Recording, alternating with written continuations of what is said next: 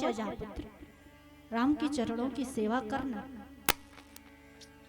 आज से राम ही तेरे पिता, सीता माता ही तेरी माँ है।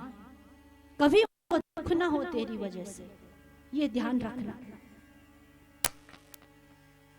लक्ष्मण जी आज्ञा लेकर चले,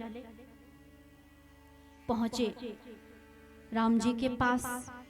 अब यहां देखिए, भगवान राम, लक्ष्मण जी और सीता जी वन के लिए तैयार हो।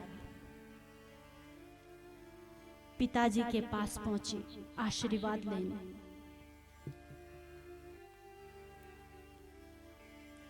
आज पिताजी के पास गए, पिताजी से आज्ञा ली। सुमंत जी ने जगाया कि राजन, राम आए। राजा ने आंखें खोली तो क्या देखा? राम भी, लक्ष्मण भी और सीता जी भी तपस्वी के वेश में। कितना बड़ा कष्ट आज इस पिता पर आया है। राजा ने देखा कि सीते पुत्री, तुम भी वन को जा रही हो, तुम यहां ठहरती तो मुझे कुछ सहारा मिलता। सीता जी ने कहा, पिताजी आप मुझे माफ करें, मैं अपने स्वामी के बिना नहीं रह सकती। जहां स्वामी के चरण जाएंगे उनके पीछे पीछे मैं भी जाऊंगी।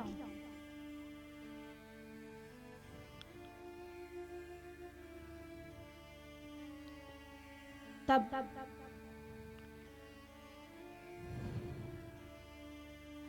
गुरुदेव वशिष्ठ जी भी थे। गुरुदेव से आशीर्वाद लिया, माँ से आशीर्वाद लिया। और पिताजी ने राम का जब तपस्वी का वेश देखा है, जिस राम को मैंने कल कहा था कि पुत्र तो कल राजगद्दी पर बैठेगा, और आज सुबह मैंने कह दिया कि नहीं, तुझे 14 वर्ष के लिए वन में जाना है, तो यह पिता सहन कर सकता है?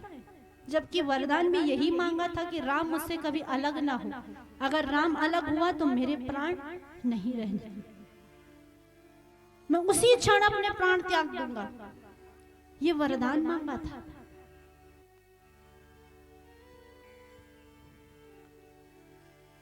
राम जी ने विचार किया, अगर ज्यादा देर में महल में रहा तो कहीं मां की ममता, पिता का प्रेम मुझे रोक ना दे। पिताजी से आज्ञा ली, आशीर्वाद लिया। राम, लक्ष्मण और सीता जी वन को चले। यहाँ पूरे अवध में यह खबर फैली कि राम, लक्ष्मण और सीता जी भी वन को जा रहे हैं। सभी लोग विलाप कर रहे हैं, आज रो रहे हैं सारे अवधवासी। एक दूसरे से कह रहे हैं कि वन को चले श्री राम रघुरैया, संग में है लक्ष्मण, संग सीता मैया। वन को चले श्री राम रघुरैया, संग में है लक्ष्मण, संग सीता मैया। संग में है लक्ष्मण, संग सीता मैया। संग में है लक्ष्मण, सीता मैया। संग में है लक्ष्मण, संग सीता मैया। संग में है लक्ष्मण, संग सीता मैया। वन को चले श्री राम रघुरैया, वन को चले श्री राम रघुरैया। संग में है लक्ष्मण, संग सीता मैया। संग में है लक्ष्मण, संग सीता मैया। ओ संग में है लक्ष्मण, संग सीता मैया। संग में है लक्ष्मण, संग सीता मैया।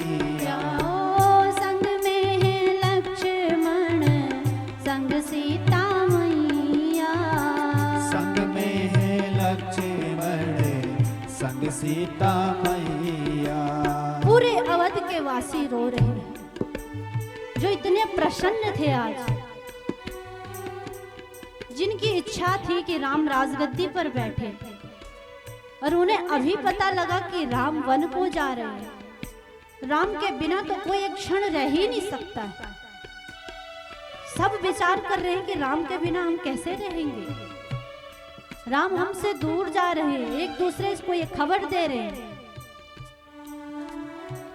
वन को चले श्री राम रघुरैया, वन को चले श्री राम रघुरैया। संग में लक्ष्मण संग सीता मैया, संग में लक्ष्मण संग सीता मैया। ओ संग में लक्ष्मण संग सीता मैया, संग में लक्ष्मण संग सीता मैया। रुको जरा रुको भैया। लक्ष्मण जी ने भी कहा जब राम जाने लगे। लक्ष्मण जी कह रहे हैं रुको जरा रुको भैया, साथ नहीं छोड़ूंगा। ओ भैया रुको जरा, साथ नहीं छोड़ूंगा। रुको जरा रुको भैया, साथ नहीं छोड़ूंगा। रुको भैया रुको जरा, साथ नहीं छोड़ूंगा। ओ संग में है लक्ष्मण संग सीता मैया, संग में लक्ष्मण संग सीता मैया। ओ संग में है लक्ष्मण संग सीता मैया, संग में लक्ष्मण संग सीता मैया। वन को चले श्री राम रघुरैया, वन को चले श्री राम रघुरैया। संग में है लक्ष्मण संग सीता मैया, संग में लक्ष्मण संग सीता मैया। वन को चले हैं प्राणों से प्यारे भैया, वन को चले प्राणों से प्यारे भैया। वन को चले हैं प्राणों से प्यारे भैया, वन को चले हैं प्राणों से प्यारे भैया। रोके अवध के सब रे भैया, रोके अवध के सारे भैया। और रोवे सुमित्रा,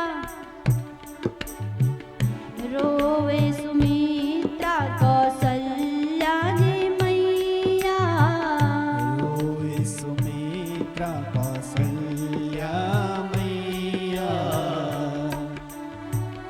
रोवे सुमित्रा कौशल्या जी मैया, रोए सुमित्रा कौशल्या मैया। ओ संग में है लक्ष्मण संग सीता मैया, संग में लक्ष्मण संग सीता मैया। ओ संग में है लक्ष्मण संग सीता मैया, संग में लक्ष्मण संग सीता मैया।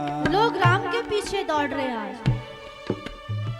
रुको जरा रुको स्वामी, साथ नहीं छोड़ेंगे। रुको जरा रुको स्वामी, साथ नहीं छोड़ेंगे। रुको जरा रुको स्वामी, साथ नहीं छोड़ेंगे। रुको जरा रुको स्वामी, साथ नहीं छोड़ेंगे। जन्म जन्म का रिश्ता नाता नहीं तोड़ेंगे। जन्म जन्म का रिश्ता नाता साथ नहीं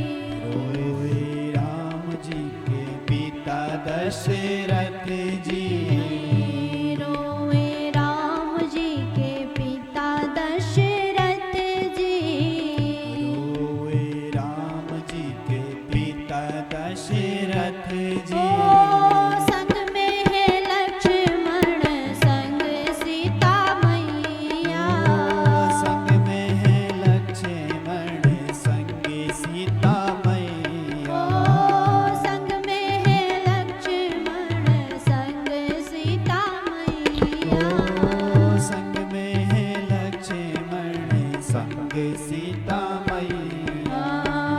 वन को चले श्री राम रघुरैया, वन को चले श्री राम रघुरैया। संग में है लक्ष्मण संग सीता मैया, संग में है लक्ष्मण संग सीता मैया।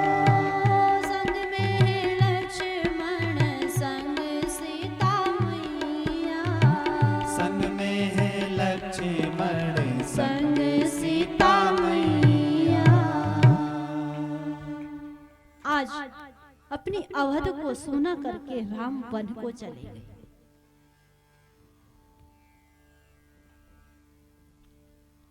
हमें हुआ कभी कष्ट कि भगवान हमें दर्शन क्यों नहीं दे रहे? पूजा करते हैं, कभी विचार किया कि अभी तक भगवान क्यों नहीं मिले? कोई नहीं करता, लेकिन आज अवधवासी अपने राम के लिए प्राणों तक को देने के लिए तैयार है। आज हम राम के बिना नहीं रह सकते, सब राम के पीछे दौड़ रहे हैं। यहाँ महल में राजा दशरथ जी अचेत अवस्था में पड़े। सुमंत जी को बुलाया, कहा क्या राम चले गए हैं? क्या मेरा राम सच में मुझे छोड़कर चला गया? सुमंत जी ने कहा, राजन, राम जी सीता जी और लखन जी के साथ वन के लिए प्रस्थान कर चुके हैं। तो यहाँ राजा ने सुमंत जी को आज्ञा दी कि आप अभी इसी वक्त रथ लेकर जाएं, क्योंकि मेरे राम के जो चरण हैं बहुत कोमल हैं। राम जी ने क्या किया? जो राजर्षि वस्त्र थे वो भी त्यागे, चरणों में कोई पादुका नहीं,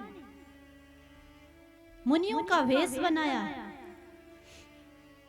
और तीनों चले वन के लिए। यहाँ सुमंत जी को आज्ञा मिली कि आप रथ को लेकर जाएं और राम को 4 दिन के लिए वन में घुमाकर वापस लेके आना, क्योंकि मैं राम के बिना नहीं रह पाऊंगा। जब विश्वामित्र जी आए थे मांगने के लिए, यज्ञ रक्षा के लिए, कि आप मुझे राम को दे दीजिए जिससे मेरे यज्ञ की रक्षा हो, तब राजा ने क्या कहा था? एक बच्चे की तरह हट की थी कि राघव को मैं न दूंगा, राघव को मैं न दूंगा, मुनिनाथ मरते मरते, मुनिनाथ मरते मरते मेरे प्राण ना रहेंगे, मेरे प्राण ना रहेंगे। यहाँ दान करते करते, यह दान करते करते, यहाँ दान करते करते, यह दान करते करते राघव को मैं न दूंगा, राघव को मैं न दूंगा, राघव को मैं न दूंगा। राघव को मैं न दूंगा। क्या कहा था मुनिवर? मैं अपने राम को नहीं दे सकता, आप सब कुछ मांगो लेकिन राम को मैं नहीं दूंगा। मेरे प्राण नहीं रहेंगे अगर मैंने राम को दिया तो। मेरा प्राण है राम। लेकिन आज जब 14 वर्ष के लिए राम को वन में भेजा तो राजा दशरथ जी कैसे जीवित रह सकते हैं?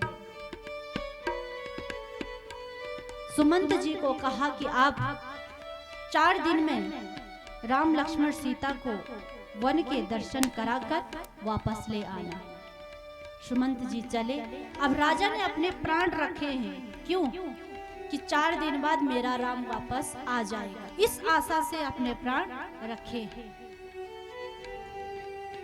सुमंत जी चले नगर के बाहर, राम जी से कहा कि राघव, पिताजी की आज्ञा है कि आप रथ पर सवार हों।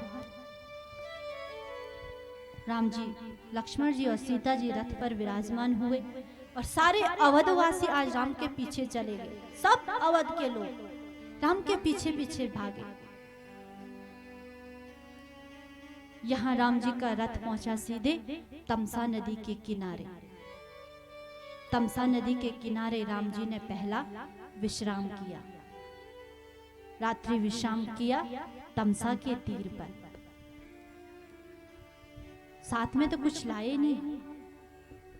यहाँ पर राम रेत में सोए हैं आज।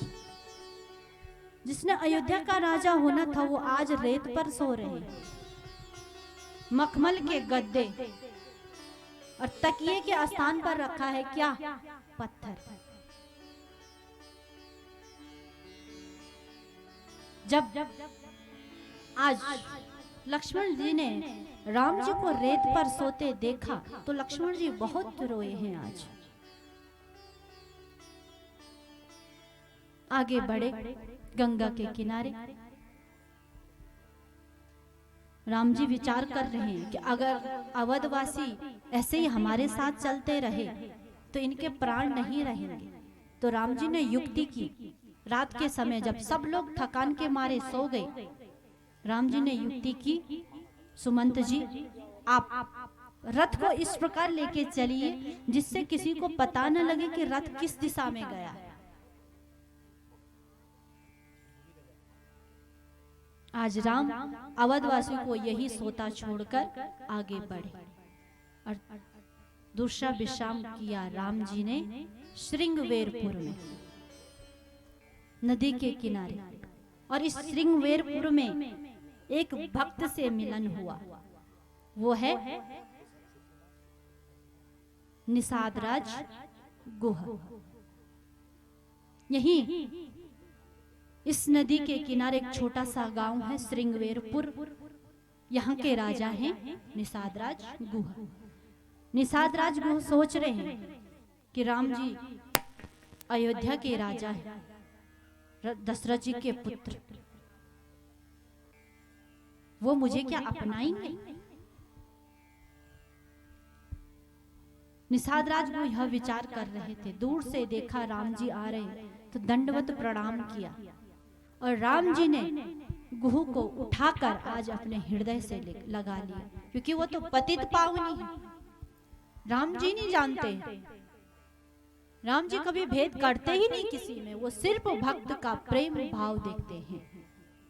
उनके लिए ना कोई छोटा, ना कोई बड़ा, ना जाति, ना पात, कुछ नहीं है राम के लिए। आज निषादराज को भी हृदय से लगाया है। निषादराज ने प्रार्थना की कि प्रभु आप हमारे गांव में चलें।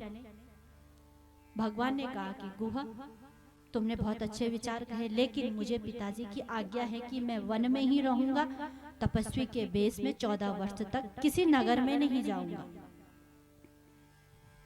तब निषादराज ने यहाँ नदी के किनारे ही एक सुंदर कुटिया तैयार की। रात्रि विश्राम भगवान राम ने किया। रात को जब विश्राम कर रहे थे राम जी सीता जी, जब निषादराज गुह ने देखा कि राम आज एक साधारण मनुष्य की भांति भूमि पर शयन कर रहे, घास का बिछोना है। जो अद्भुत महल में निवास करते थे वो आज यहाँ भूमि पर शयन कर रहे। तो निषादराज गुह माँ कैकेयी को दोष दे रहा है आज कि कैकेयी नंदिनी मंदमती कठिन कुटिल पनुकीन। आज कैकेयी मैया ने ये क्या कर दिया, अपने राम को ही वन में भेज दिया। इतनी सुकोमल अवस्था जिनकी, जिन्होंने अभी सुख भोगने थे आगे के, उनको ही वन में भेज दिया। कुटिल कह रहा है माँ कैकेयी को। जब लक्ष्मण जी ने सुना कि निषादराज गुह माँ कैकेयी को कुटिल कह रहा है, लक्ष्मण जी ने कहा कि गुह तूने कैकेयी मैया को दोष दिया। मैंने भी कैकेयी मैया को दोष दिया था, लेकिन मेरी माँ ने मुझे मना किया कि आज के बाद कैकेयी को कोई दोष न दे। निषाद राज, इस संसार में कोई किसी को दुख नहीं देता, सब अपने कर्म के लिए भोगते। कि काहू न को सुख दुख कर दाता, निज कृत कर्म भोग सब भ्राता। क्योंकि कर्म प्रधान विश्व रच राखा, जो जस करहि सो तस फल चाखा। कोई किसी को दुख नहीं देता, कोई किसी को सुख नहीं दे सकता, सब अपने कर्मों के अनुसार सुख या दुख भोगते हैं। निसारात, इसलिए आज के बाद कैकेयी मैया को कभी दोष मत देना। सुंदर रात भर यह ज्ञान की चर्चा हुई और इसे कहते हैं गुह गीता, जो राम लक्ष्मण जी ने निषाद राज गुह को ज्ञान दिया। सुबह हुआ तब राम जी ने बरगद के पेड़ का दूध मंगाया और इस बरगद के पेड़ के दूध से अपने सर पर जटाएं बांधी। लक्ष्मण जी ने भी बांधा। यह सब देखकर आज सुमंत जी बहुत दुखी हुए हैं। कब यही देखना बाकी रह गया था कि राम अब बस करो, ये सब मुझसे देखा नहीं जाता है। राम लक्ष्मण ने बरगद के पेड़ का दूध मंगाकर जटाएं बांधी और यहाँ से राम जी सुमंत जी को विदा कर रहे हैं कि आप महल में जाइए और पिताजी को के चरणों में मेरा प्रणाम कहना और कहना कि आपकी कृपा से, आपके आशीर्वाद से ये वन का राज्य है, मैं सुखपूर्वक भोग कर जल्दी ही आपके चरणों में आऊंगा। ये संदेश आप पिताजी को कहना। आपकी कृपा से मुझे वन में कोई दुख नहीं होगा, कोई कष्ट नहीं होगा। सीता जी ने भी सुंदर संदेश दिया कि आप पिताजी के चरणों में प्रणाम कहना। लक्ष्मण जी कुछ कठोर वचन बोल रहे थे, लेकिन राम जी ने कहा, सुमंत जी आपको मेरी सौगंध है कि ये जो लक्ष्मण जी ने वचन कहे हैं कठोर, ये पिताजी से मत कहना, पिताजी को दुख होगा। यहाँ से सुमंत जी को विदा किया। अब राम यहाँ से गंगा पार जाएंगे, पैदल यात्रा करेंगे। और इस नदी के समीप रहता है एक भक्त और केवट। जब राम जी यहाँ आए थे श्रृंगवेरपुर में, तो केवट ने निषाद राज गुह से वचन मांगा था कि स्वामी, कल राम जब गंगा पार उतरे तो उस नदी के किनारे राम मेरी ही नाव से जाएं और मेरी नाव के अलावा और किसी की नाव नदी के किनारे न रहे। आप ये वचन मुझे दें। निषाद राज ने भी सारे गांव में कहलवा दिया कि कल नदी के किनारे केवट के अलावा किसी की नाव नहीं रहेगी। आज अब यहाँ से निषाद राज भी राम जी के साथ चल रहे हैं। जब नदी के किनारे पहुंचे कि मांगे नाव न केवट आना, कहीं तुम्हार मरम में जाना। जब राम जी नदी के किनारे आए तो केवट से नाव मांग रहे। मांगी नाव ना केवट आना, कहीं तुम्हारे मरम में जाना। मांगी नाव केवट आना, कहीं तुम्हारे मरम में जाना। चरण कमल रज महु सब कहीं, मानुष करनी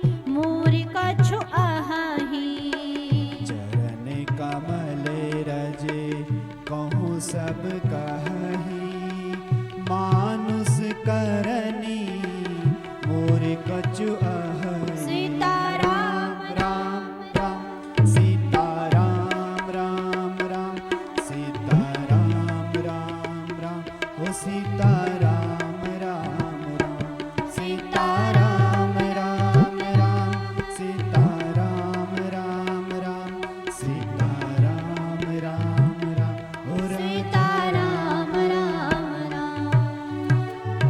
मांगी नाव न केवट आना। राम जी नदी के किनारे गए और केवट से कहा कि भाई हमें गंगा पार जाना है, आप अपनी नाव लेकर आए। केवट नहीं आया। केवट अपनी नाव में ही बैठा है, अभिमान से बैठा है कि मैं तुम्हारे मर्म को जानता हूं, मैं जानता हूं कि तुम कौन हो। कहीं तुम्हारे मर्म में जाना, मैं आपके मर्म को जानता हूं।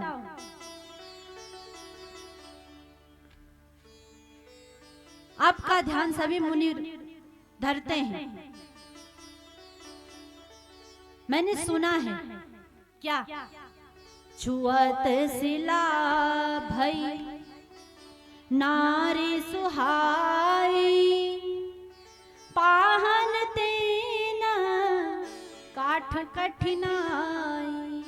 मैंने सुना है कि आपके चरण स्पर्श से एक पत्थर की शिला से सुंदर स्त्री प्रकट हुई थी, इसलिए मेरी नाव तो लकड़ी की है। अगर आपने मेरी नाव में पैर रखा तो मेरी नाव भी स्त्री बन जाएगी, फिर मैं अपना व्यवसाय कैसे करूंगा। इसके लिए आप पहले मुझसे कहें कि केवट तू आ, हमारे चरण धो, फिर हमें नाव में बिठा। मैं स्वयं नहीं आऊंगा, आपको कहना पड़ेगा। इतना अभिमान है इस भक्त को भगवान पर। अभिमान करना है तो भगवान पर करें। मैं भगवान का हूं, भगवान मेरे हैं, ये अभिमान जीवन में है। क्या गाते हम शुरू में भजन, हम राम जी के राम जी हमारे हैं, हम राम जी के राम जी हमारे हैं। ये अभिमान हो, हम राम जी के हैं और राम जी हमारे हैं। तो जीवन में कोई कष्ट आएगा। तो यहाँ केवट क्या कह रहा है कि आप मुझसे कहिए स्वयं कि केवट आ, हमारे चरण धो और हमें नाव में बिठा के गंगा पार कर। मैं आपसे नहीं कहूंगा। और देखिए, मैं आपको गंगा पार उतारूंगा तो आपसे कोई उतराई भी नहीं लूंगा। आप ये मत सोचना मैं आपसे कुछ उतराई लूंगा। मुझे पता है आपके पास कुछ नहीं है, सारा राजकोष छोड़कर आए हैं आप। जब बार बार केवट कहता रहा कि आप स्वयं कहें, तो राम जी ने कहा, जो केवट के जो प्रेम भरे वचन हैं, राम जी इनको सुनकर हंस रहे हैं। आज खूब मुस्कुराए हैं प्रभु कि कृपा सिंधु बोले मुस्काई, सोई करु जहि तब नाव न जाय। सुन केवट के बेन प्रेम लपेटे अटपटे। प्रेम के जो वचन है केवट के अटपटे हैं जरा, इनको सुनकर राम जी प्रसन्न हो रहे हैं। बिहसे करुणा एन चितई जानकी लखन तन। आज जब से अयोध्या से आए हैं राम जी, तब से लेकर आज राम जी खूब हंसे हैं। क्यों? जो केवट के प्रेम भरे वचन है ना, जो अटपटे लग रहे हैं, इनको देखकर हंस रहे हैं राम जी कि कैसा भक्त है। तो राम जी ने कहा, भाई ठीक है, तू मेरे मर्म को जानता है तो तू स्वयं आ, हमारे चरण धो और हमें गंगा पार लगा दे। अब हमें देर हो रही है बहुत। तब केवट ने अपने सारे अपने कुटुंब को बुलाया, पत्नी को बुलाया, सभी ग्रामवासियों को बुलाया कि सभी आइए। चरण धोए और जो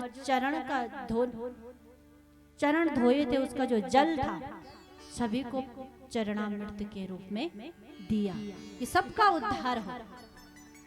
उसी जल से पितरों को भी तर्पण दिया। स्वयं भगवान के चरण जो धोए आज केवट ने, कितना भाग्यशाली है वो केवट। स्वयं भगवान के मुख से ही कहलवा दिया कि केवट आजा, हमारे चरण धो और हमें गंगा पार कर दे। सबको पार तो वो राम करता है, उसी राम को आज केवट पार कर रहा है। आज उस केवट का जीवन धन्य हो गया। यहाँ जब केवट ने चरण धोए तब राम जी ने सबसे पहले सीता जी को नाव में बिठाया। राम जी स्वयं चढ़े, फिर लक्ष्मण जी चढ़े। अब यहाँ पर एक सीख है। एक बार कहीं एक वृद्ध व्यक्ति थे, कहीं जा रहे थे, यात्रा कर रहे थे, रेलवे स्टेशन पे थे। उनके पास थी रामचरितमानस। अभी ट्रेन आने में टाइम लगेगा अभी, इसलिए उन्होंने क्या किया, अपनी पुस्तक खोली और पढ़ने लग गए रामचरितमानस। तब तक उनके पास ही एक पति पत्नी थे, वो भी जा रही थी। वो आकर उनके समीप बैठ गई, उनके बगल में। उन्होंने देखा कि ये वृद्ध व्यक्ति ये क्या पढ़ रहा है, तो पूछा कि आप किस चीज का पाठ कर रहे हैं? बोला ये रामचरितमानस है। बोला अच्छा, दुनिया कहाँ की कहाँ पहुंच गई और तुम अभी तक रामचरित ही पढ़ रहे हो, इससे क्या होगा? बोला ये तो मुझे भी नहीं पता क्या होगा, और ये समय आने पर तुम्हें जवाब मिल जाएगा। तुम्हारा जो भी प्रश्न है उसका उत्तर तुम्हें यहीं से मिलेगा और समय आएगा। फिर वो युवक चुप हो गया, वो अपना पाठ करते रहे। इतने में ट्रेन आ गई। वृद्ध व्यक्ति ट्रेन में चढ़े, भीड़ होती है, सब जल्दीबाजी में जा रहे थे, तो युवक भी चढ़ा। ट्रेन चलना शुरू हुई। उन वृद्ध व्यक्ति ने फिर अपनी पुस्तक खोली और अपने स्थान पर बैठकर फिर पाठ करने लग गए। थोड़ी दूर ट्रेन गई थी अभी, तो वो जो व्यक्ति है वो हल्ला मचाने लग गया कि ट्रेन रोको, ट्रेन रोको। सभी लोग कह रहे कि क्या हुआ भाई, अभी तो ट्रेन चली है, क्या बात है? बोले नहीं नहीं ट्रेन रोको। कोई नहीं सुन रहा था, तो उसने स्वयं अब चैन खींच ली ट्रेन की। सभी गुस्सा हुए, क्यों, क्या हुआ, क्यों खींची तुमने चैन? तो उस व्यक्ति ने कहा कि मेरी पत्नी छूट गई है। पत्नी वहीं छूट गई स्टेशन पर। तो उस वृद्ध व्यक्ति ने क्या कहा, तुम कह रहे थे ना क्या होगा रामचरितमानस पढ़कर, तो इसका उत्तर तुम्हें मिल गया होगा। अगर तुमने यह रामचरितमानस पढ़ी होती तो आज तुम अपनी पत्नी को स्टेशन पर न छोड़ते। क्या समझे आप? राम जी ने मर्यादा बताई। जब कहीं बाहर जाए, आपके साथ स्त्री है, तो सबसे पहले वाहन में स्त्री को चढ़ाए, फिर खुद जाए। राम जी ने क्या किया, नाव में पहले सीता जी चढ़ी, फिर स्वयं चढ़े। इसलिए वृद्ध व्यक्ति ने कहा कि पुत्र, अगर तूने रामचरितमानस पढ़ी होती ना तो आज ये गलती ना करता। तो मुझे कह रहा था कि क्या है इस रामचरितमानस में, तो मुझे ये बता इसमें क्या नहीं है। जितने हमारे में प्रश्न है, जितनी परेशानी है, जितने दुख है, सबका उत्तर है इसमें। अगर चिंतन मनन किया होगा, घर में होगी, पढ़ा होगा, सुना होगा। यहाँ तो मुझे लग रहा है पहली बार राम कथा हो रही है ना। भागवत तो बहुत सुनी, खाली सुनी है, मुझे नहीं लगता कि जीवन में उतारी भी है। सुनते तो सब लोग हैं, और यहाँ पर भी जरूरी नहीं सब लोग सुन रहे हैं। कोई तो कमियां ही ढूंढ रहे होंगे, कहाँ पर छोड़ा, कहाँ पर गलत बोला, कहाँ पर साउंड गलत हुआ, टेंट ये अच्छा नहीं लगा है, ऐसे नहीं ऐसे होना चाहिए था, अब कैमरा हमारी तरफ नहीं लगा, हम तो दिख ही नहीं रहे। रिश्तेदार कह रहे थे तुम गए तो थे पर दिख नहीं रहे थे। महाराज जी ने व्यवस्था तो ठीक की है लेकिन थोड़ा ये टेंट सही नहीं लगाया। कई लोगों का काम ही यही होता है, बहुत देखे हैं हमने, यहाँ पर बैठे हैं तो वही चल रहा है, अब घर जाएंगे तो सबको बताएंगे वहां क्या था, कहां पर गलत बोला था, कहां पर गलती हो रही थी। हाँ सब कुछ सही था पर थोड़ा साउंड सही नहीं था, चाहे वो अच्छा भी हो फिर भी बोलना। तो इसलिए रामचरितमानस को जीवन में उतारोगे, इस पर चिंतन करोगे, मनन करोगे, तब पता लगेगा कि जीवन जीने का असली ढंग क्या होता है। आज केवट राम जी को पार उतार रहा है। राम जी जैसे नाव में सवार हुए तो केवट गंगा मैया को कह रहा है कि गंगा मैया आज मेरी नाव में भगवान स्वयं चढ़े हैं, तो आप जो अपना वेग है उसको कम रखना। सुकोमल अवस्था है मेरे राम की, इनको कोई कष्ट ना हो, इसलिए गंगा मैया आप धीरे बोलो।